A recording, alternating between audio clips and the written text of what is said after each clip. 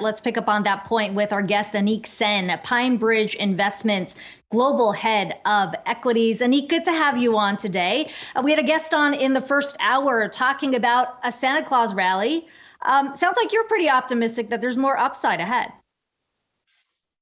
Yes, definitely. I mean, coming into the start of this year, we said that, the market breadth, which was extremely narrow in 2020, would improve. We also said that analyst earnings estimates had been cut drastically for not just the pandemic year in 2020, but for 2021, 2022, and beyond. We said that that was a mistake, that we would see the recovery in earnings estimates happen during the course of 2021. And in fact, that's exactly panned out. We've been saying that, this is definitely a buy the dip sort of market, because we expect more earnings upgrades to come. We think that the real debate should be about the length and strength of the economic cycle ahead. There's a ton of investments that need to go in for net zero. There's a lot of obsolescence in the system that needs to be replaced, and a huge amount of investment that needs to be made in automation and supply chain rewiring that really is a kind of a multi-year pent-up demand that is now really kind of catching up. So we think that the U.S. consumer, as you've just mentioned, is in a very good shape right now because house prices has a dramatic wealth effect. It also has the largest multiplier effect on the economy, and house prices are increasing very nicely this year. So I think all told, the manufacturing side of it has good pricing power, good order books, multi-year capex cycle ahead. And the consumer is actually in good shape. So for all those reasons, we think that the next set of earnings releases in Q1 and Q2 of next year should have an upward bias, which makes it a buy the dip sort of market. Let's pick up on that capex cycle. No question, a lot of companies are looking to put their money to use. You mentioned investments on the renewables side, automation. How much of that outlook is clouded, though, now that Build Back Better is in question? You had some revising their growth outlooks next year. How significant is it if, in fact, this bill isn't passed? Well, it is definitely a factor in terms of acting as a catalyst for a lot of the investments. But I think, over the last 10 or even 15 years, not a huge amount of investments have been made in the economy. So whilst it is a factor, I think it's a relatively small factor.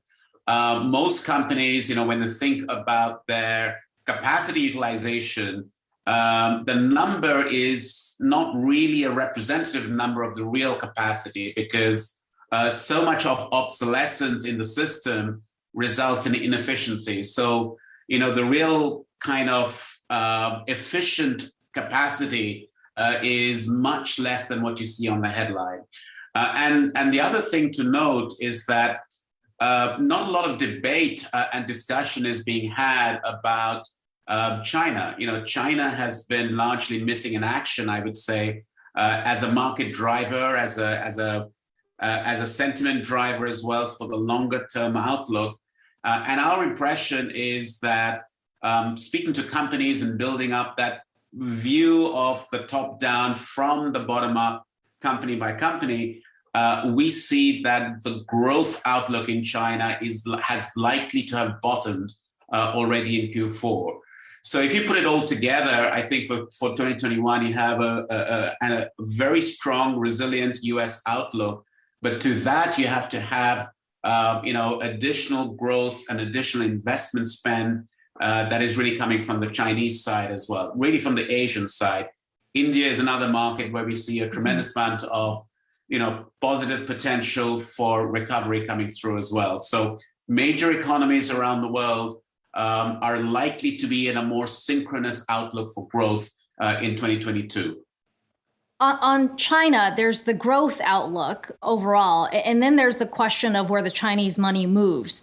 We've seen the crackdown here in the U.S., what the SEC essentially saying, if you don't follow those accounting rules for all other foreign companies, there will no longer be a place for you on U.S. exchanges. Going into 2022, do you see some of the money shifting more to Hong Kong? How do you see that playing out? That's a great question, Akiko. I think the easy call for 2022 is that you'll see many more companies doing secondary listings in Hong Kong during the course of the year.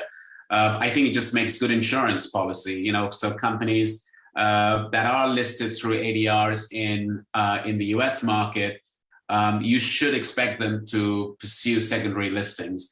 The other thing to note is that the SEC has actually given these companies sufficient breathing time.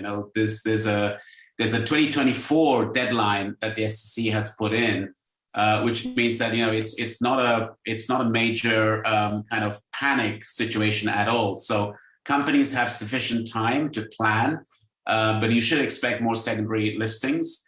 As far as the shift is concerned, yes, we think there will be a shift, but money is fungible in the sense that ADRs can be swapped into a local Hong Kong listing. So you should expect some release to come through as the markets begin to understand that there is a plan, there is a framework, and it is not as if these stocks are facing an imminent delisting fear at all.